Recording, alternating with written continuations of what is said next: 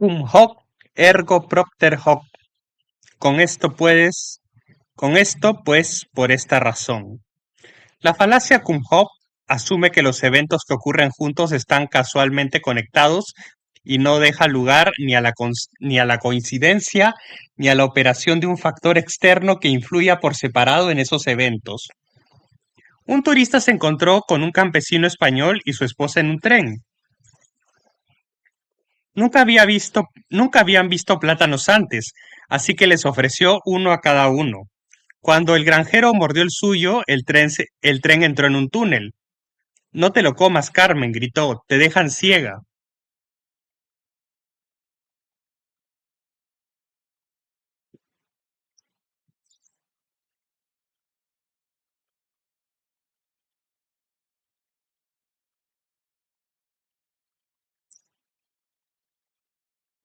Al igual que la falacia post hoc, que vincula los eventos porque ocurren consecutivamente, la falacia cum hoc los vincula porque ocurren simultáneamente.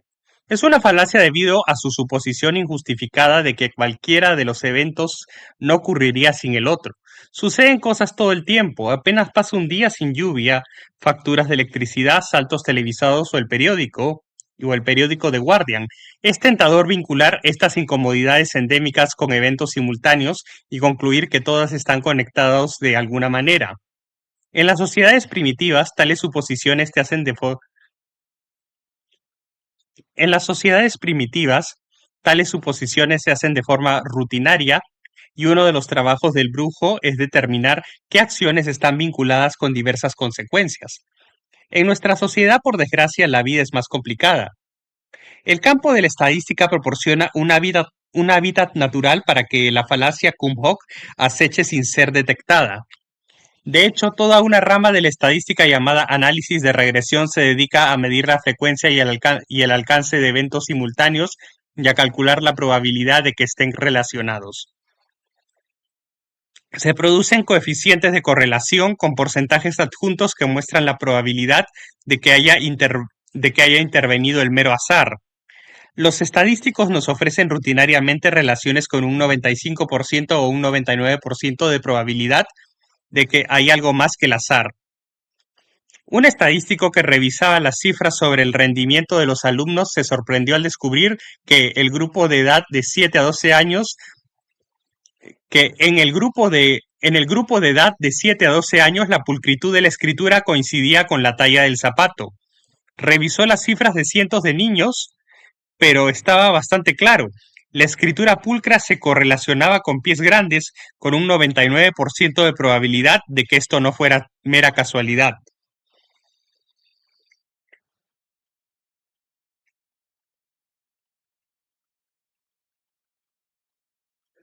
Un profesor le dijo más tarde que esto se debía a que los niños mayores tendían a escribir con más pulcritud. Al ser mayores tendían a tener los pies más grandes.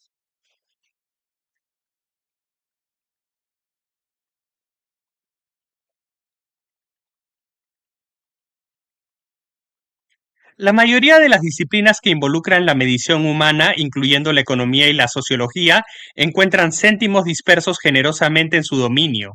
La razón de esto es que no sabemos realmente qué hace que los seres humanos actúen, por lo que observamos sus acciones después de los hechos y tratamos de relacionarlas con otros eventos. Los céntimos crecen en el trigo de las percepciones genuinas. Las elecciones hacen que la gente gaste. Las cifras son claras. El gasto siempre aumenta en un año electoral. ¿Podría ser que los gobiernos que buscan la reelección tiendan a mantener bajos los impuestos en los años electorales y que la gente en consecuencia tenga más para gastar? El uso deliberado del cum hoc ergo propter hoc se realiza mejor con el apoyo de grandes cantidades de información estadística. Su público, desconcertado por las cifras, rara vez tiene alguna propia para oponerle. Pueden estar aún más dispuestos a aceptar el vínculo que usted propone si cita a la autoridad de figuras destacadas en las ciencias sociales. Esto es fácil, no hay nada tan absurdo que no haya sido atestiguado por tales personas. Ayuda a ser selectivo en el uso de la información.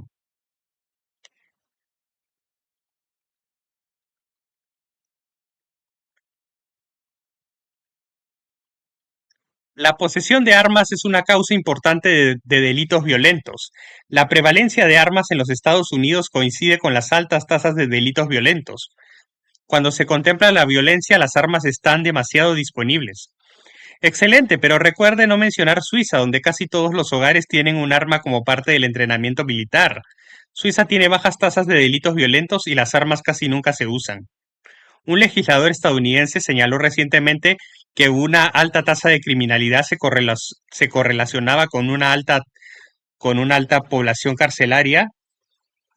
Un legislador estadounidense señaló recientemente que una alta tasa de criminalidad se correlacionaba con una alta población carcelaria y sugirió que se liberara a los prisioneros para reducir las cifras de criminalidad. Para el uso de la falacia impresa, simplemente yuxtaponga artículos, estudie las portadas para ver cómo se hace. Mark Twain llega a la ciudad. Roban la copa de oro de Ascot. Condenando las alternativas.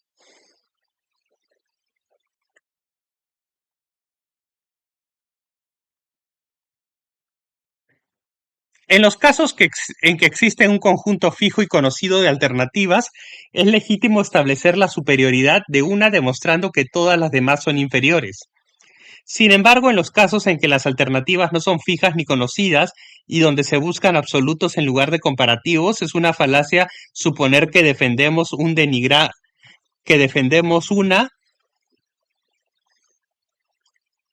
Sin embargo, en los casos en que las alternativas no son fijas ni conocidas y donde se buscan absolutos en lugar de comparativos, es una falacia suponer que defendemos una denigrando las alternativas. La falacia es la de condenar las alternativas.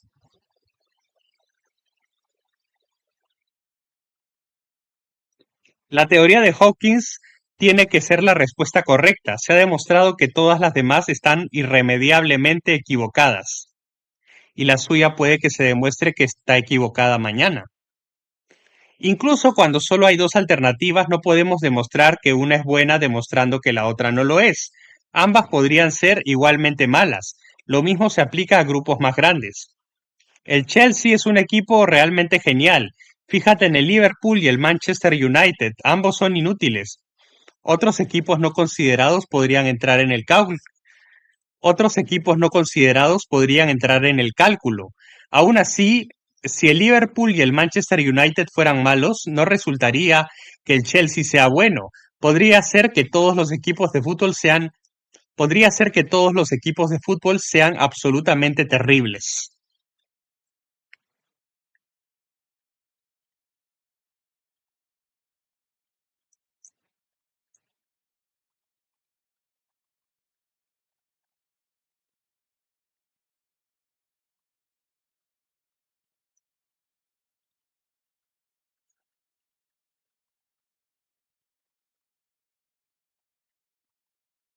La falacia se produce porque al omitir el desempeño de alternativas no mencionadas, excluimos material que podría ser relevante para una decisión. En segundo lugar, al introducir material que denigra a otros en segundo lugar, al introducir material que denigra a otros en casos en los que se requiere un juicio simple, introducimos material irrelevante.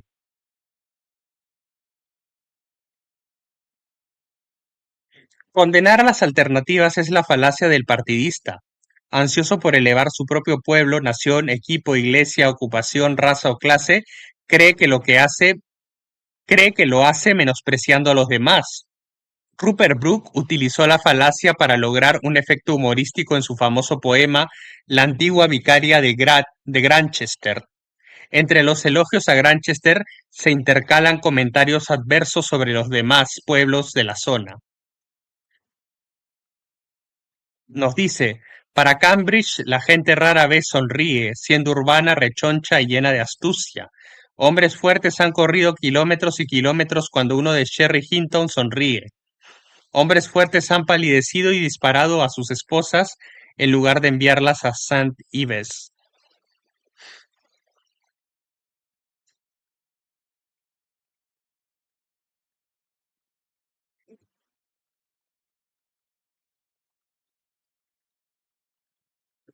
En las elecciones británicas se considera de mala educación que un candidato promueva su propia causa castigando a sus oponentes. Deja que su agente electoral lo haga. En Estados Unidos no existe tal escrúpulo. Tú eliges un violador convicto, tú eliges un violador convicto, un adúltero, un pervertido practicante, un malversador de fondos y yo. Rupert Brooke, The Old Vicarage, Grantchester, en Brooke Collected Poems, Londres, Sidgwick y Jackson de 1918. Los candidatos tienden a ser más exóticos en Estados Unidos. Esto podría explicarlo. La falacia te dará horas de diversión inocente y una buena cantidad de diversión culpable al analizar las alternativas a lo que propones. Parece que tenemos una especie de doble visión que nos deja miopes en cuanto a la virtud, pero con una mirada aguda para los defectos. Para ti, esto no es más que una oportunidad. Cuando eliges un par de alternativas y expones sus imperfecciones, el público apartará esos ojos defectuosos de tu propia propuesta. Asumirán que no criticarás todo lo demás como mezquino, tonto, incorrecto y perverso si tus propias ideas no fueran mejores. Estarán equivocados.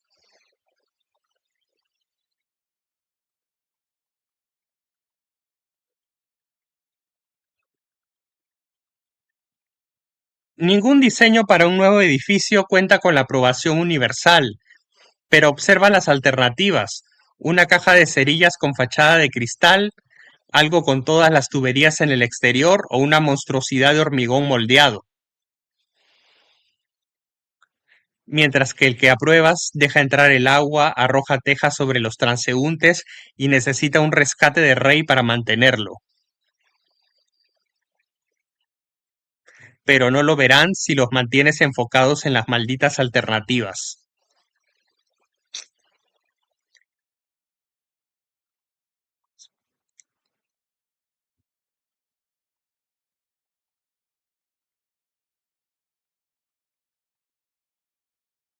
Retiro definitorio. Un retiro definitorio tiene lugar cuando alguien cambia el significado de las palabras para abordar una objeción planteada contra la redacción original. Al cambiar el significado lo convierte en una afirmación diferente. Nunca ha estado en el extranjero. De hecho, ha estado en Boulogne.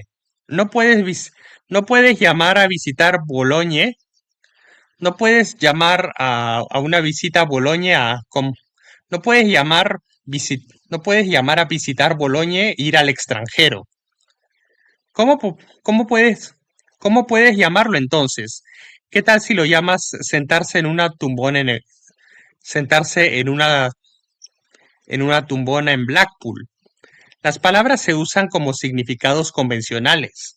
Si se nos permite abordar las objeciones a lo que decimos afirmando que significan algo totalmente inusual, el discurso racional se desmorona por completo.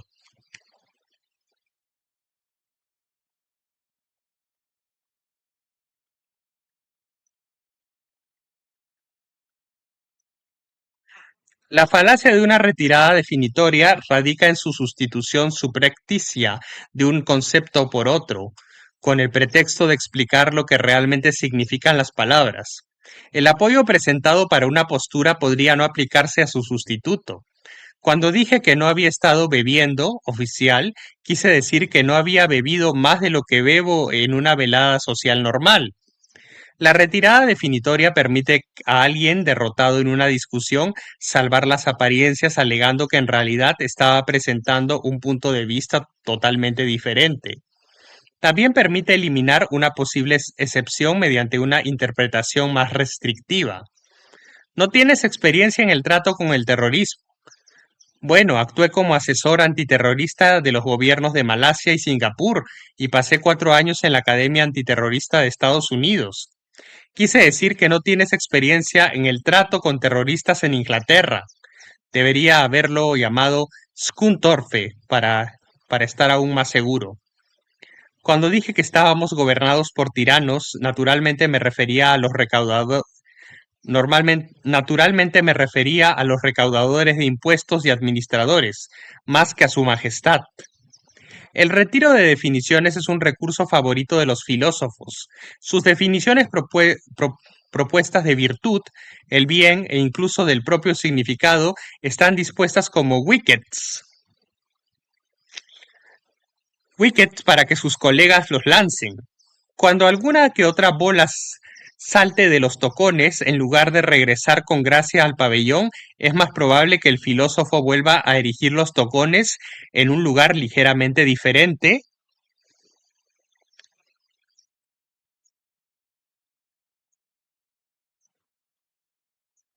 y demuestre que la pelota no los habría golpeado en esa posición.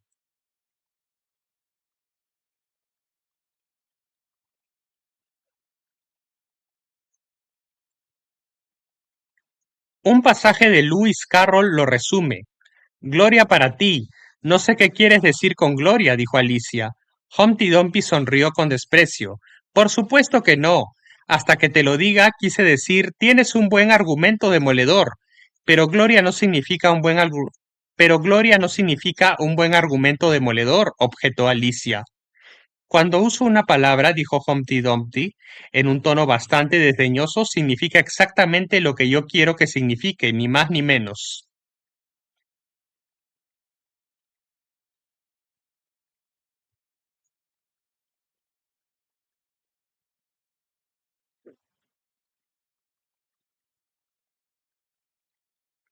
Los ministros de finanzas del Reino Unido no son menos hábiles. Cuentan con un gran número de funcionarios del Tesoro cuyo único propósito es redefinir palabras como crecimiento, inversión, gasto y ciclo económico. Cuando organices tus propios argumentos en una oportuna retirada definitoria, es aconsejable reivindicar un significado para las palabras que sea al menos plausible. Deberías tener cierta autoridad detrás de su uso. Una buena manera es recurrir a un vocabulario técnico al comenzar a usar el lenguaje común. Por supuesto, estaba usando expectativa como lo hacen los estadísticos, multiplicando la posibilidad de los rendimientos por su tamaño. No lo decía en el sentido de que esperáramos que sucediera algo, excepto quizás, excepto quizás por un pez que se escabulle hábilmente de un anzuelo. Un recurso útil para proporcionar fuego de cobertura para una retirada definitoria es la presunción de que todos entendieron tu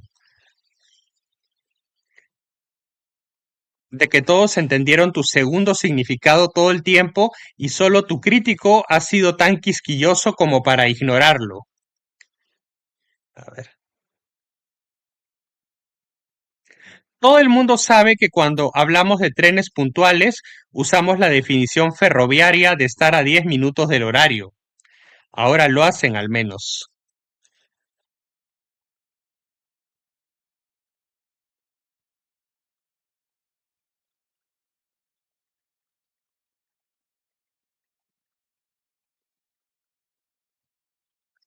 Negar el antecedente. Al igual que con afirmar el consecuente, la falacia de negar el antecedente es para aquellos a quienes realmente no les importa si su cerebro va hacia adelante o hacia atrás. No admite la posibilidad de que diferentes eventos puedan producir resultados similares. Si como demasiado enfermaré, como no he comido demasiado, no enfermaré. Dicho esto, se bebió una botella entera de whisky, se cortó la mano con un clavo oxidado y se sentó fuera toda la noche con la ropa mojada. El punto es, por supuesto, que otros eventos pueden producir el mismo resultado, incluso si el evento al que se refiere no ocurre. Con estas construcciones de sí, entonces, está bien afirmar el antecedente, está bien afirmar el antecedente, la parte sí, y está bien negar el consecuente, la parte entonces. Son las otras dos las que son falaces, afirmar el consecuente o negar el antecedente.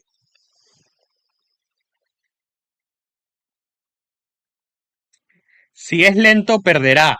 Como no es lento, no perderá, pero podría ser simplemente estúpido.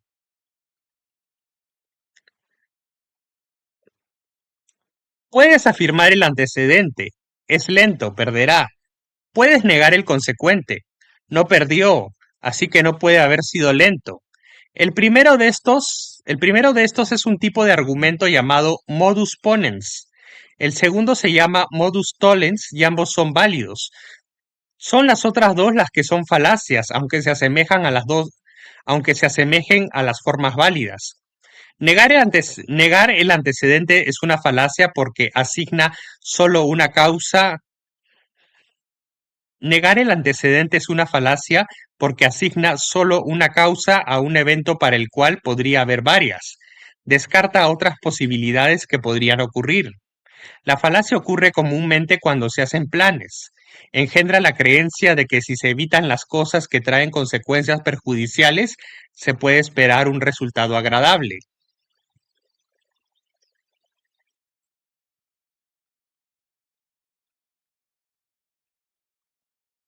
Si fumo, bebo o tengo relaciones sexuales, acortaré mi esperanza de vida. Dejaré los puros, el alcohol y las mujeres y viviré otros 100 años. No, simplemente se sentirán como 100 años. Ocurre en igual grado a escala internacional. Los países pueden calcular los cursos de acción que traen consecuencias desagradables a su paso. Lo que no pueden hacer es asegurarse con Lo que no pueden hacer es asegurarse contra resultados aún peores simplemente evitando esas acciones. Si tenemos un ejército fuerte, los países temen que pueda atacarnos. Entonces, entonces al desarmarnos, eliminamos ese riesgo. Posiblemente, pero podrían ser más propensos a atacar porque porque no trae represalias. Pero podrían ser más propensos a atacar porque no trae represalias. Puedes usar la falacia de negar el antecedente muy hábilmente para apoyar el status quo. Es una falacia conservadora natural porque la mayoría de los cambios que hacemos no evitan todos los males del mundo. Al señalar la probabilidad de que la muerte y los impuestos sean el resultado de las acciones propuestas, podrías podrías adormecer a la audiencia.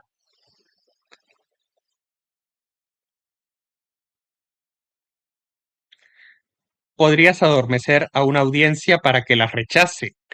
El hecho de que la muerte y los impuestos se produzcan de todos modos no debería afectar su éxito, no debería afectar tu éxito.